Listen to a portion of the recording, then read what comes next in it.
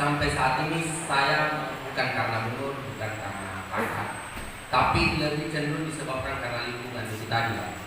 Jadi lingkungannya tidak bagus sehingga muncullah masalah itu. Penyebabnya kalau saya jelaskan begini, Pak. Itu ketika kita memegang sembarang, nggak cuci tangan langsung makan, berarti kan bakteri itu masuk ke usus kita, sehingga pasti akan mencret. Kita ini, saya logikakan dulu ke manusia, mencret.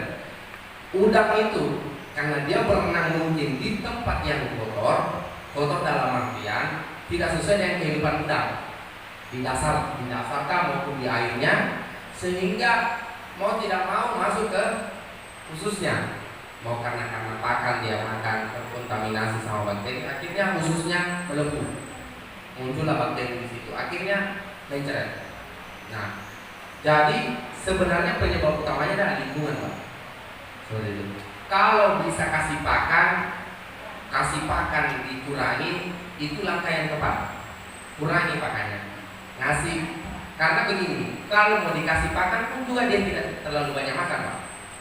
Nah, akhirnya apa? Pakan itu membusuk sehingga muncul masalah baru lagi. Kalau orang bilang tambah pakannya, ya penjual pakan itu yang muncul, Pak.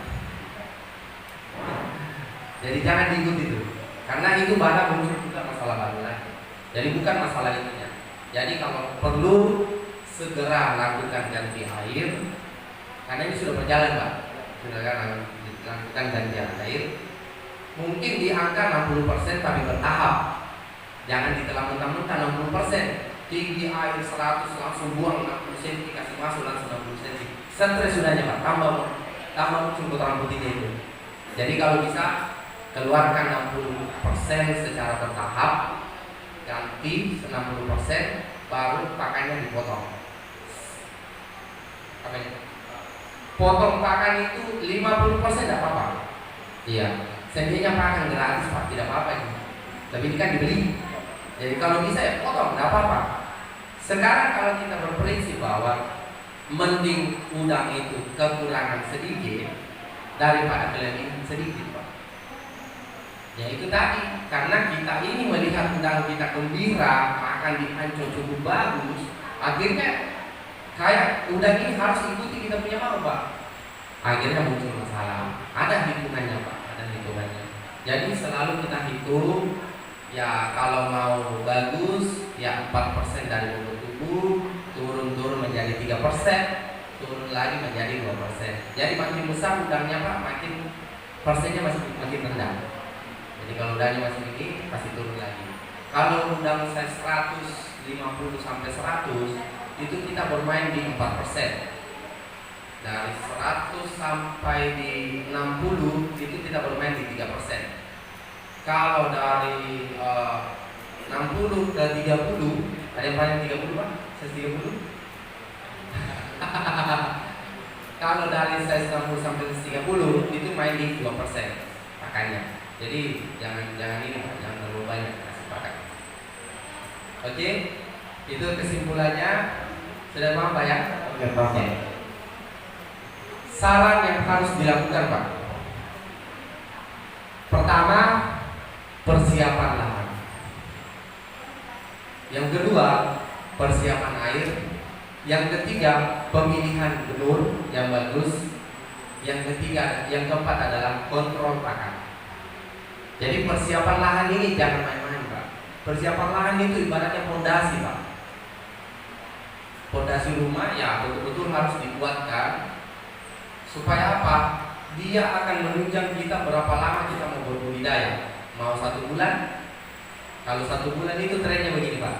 Hari ini panen, besok isi air, lusa tebar. 1 bulan ini kasih jangka. Artinya batas umur kita mempersiapkan 1 bulan lamanya berbudidaya. Kalau kita ada persiapan mungkin 1 bulan, dikeringkan airnya, tambaknya betul-betul persiapannya bagus, ya itu bisa menunjang kita selama 20 hari, 2 bulan sampai 3 bulan. Nah, saya melihatnya, Pak, bukan melihat dari besarnya udang, Pak. berapa lama kita bisa simpan udang, itu yang perlu. Karena tidak ada orang simpan udang 1 bulan langsung besar Pak, ukuran panen, iya kan? Tapi kalau 2 bulan, 60 hari, pasti sudah dapat size Pak. Jadi kita selalu berprinsip bagaimana kita bisa simpan udang minimal paling lama minimal ini 60 hari supaya bisa dapat nilai ekonomis. Seperti itu Pak. Kalau 30 hari kan paling saya berapa Pak? Saya 500 panen. Siapa yang beli? Kan tidak nilai ekonomis Pak. Jadi jangan tergoda. Ya kita ini harus semua sadar. Jangan tergoda bujuk hari rayuan pembeli penjual benur. Kita yang punya kelola, kita yang punya tambah. Jadi harus dikelola dengan benar. Jangan istilah buru-buru. Karena buru-burunya kita ya, buru-buru juga panen Pak. Akhirnya ya tidak dapat size. Nah, tahapan yang kita rekomendasikan, yang kita sarankan, yang pertama panen Pak. Itu ada panen. Sudah panen masuk ke pengeringan.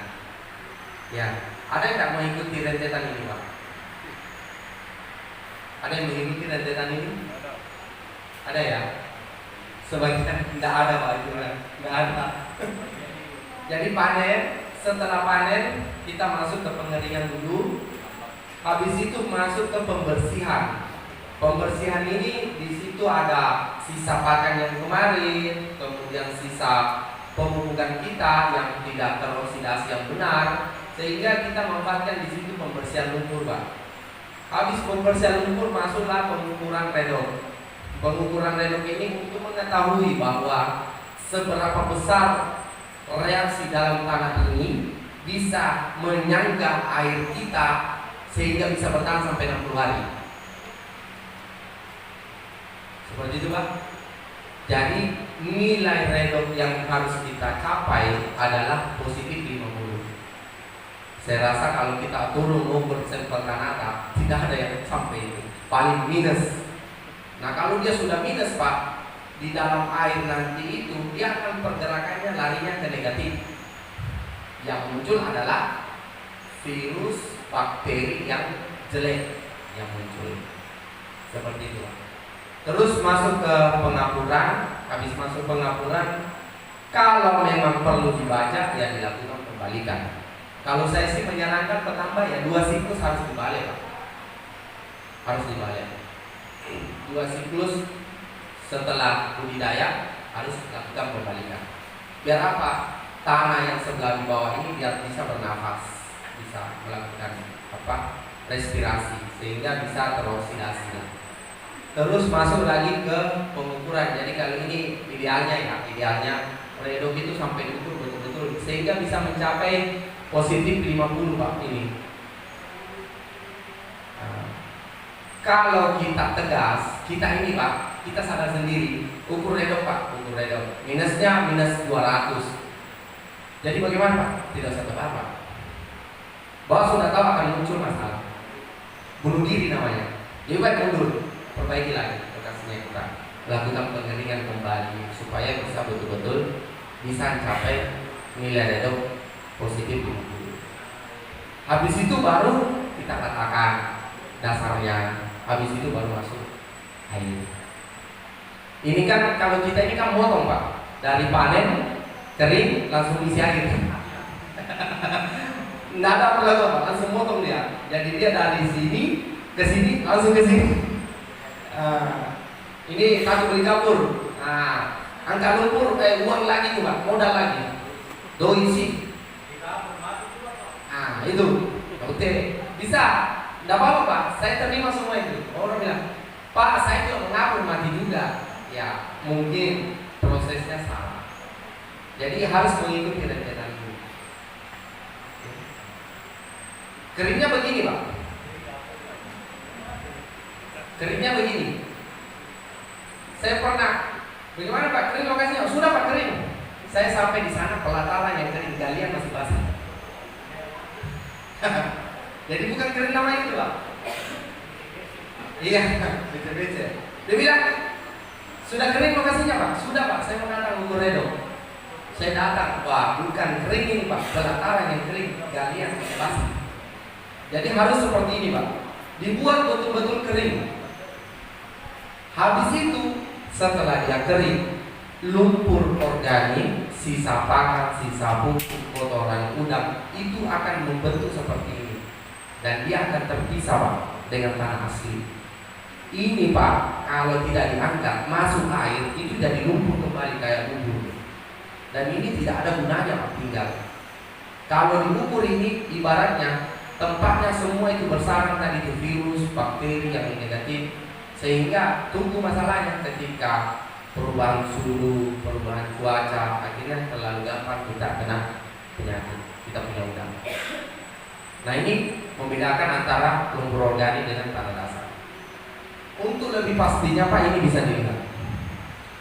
Ini yang hitam-hitam ini adalah tanah lumpur, yang tanah asli itu ini Pak. Jadi ini harus diangkat. Ini kalau kita mau hasil Pak. Gitu. Sekarang pertanyaannya dalam diri kita sendiri masing-masing, kita mau hasil atau kita mau buang capek? Nah kalau mau hasil ya diikuti itu Pak persiapannya. Inilah cara budidaya benar Pak kan? Disarankan CBIB itu. Inilah maknanya CBIB Pak. Jadi ketika dipersiapkan, ini harus keluar, lumpurnya harus keluar. Kalau tidak keluar Pak, itu nanti yang masalah. Habis Pak. Sampai di sini ada yang mau ditanyakan?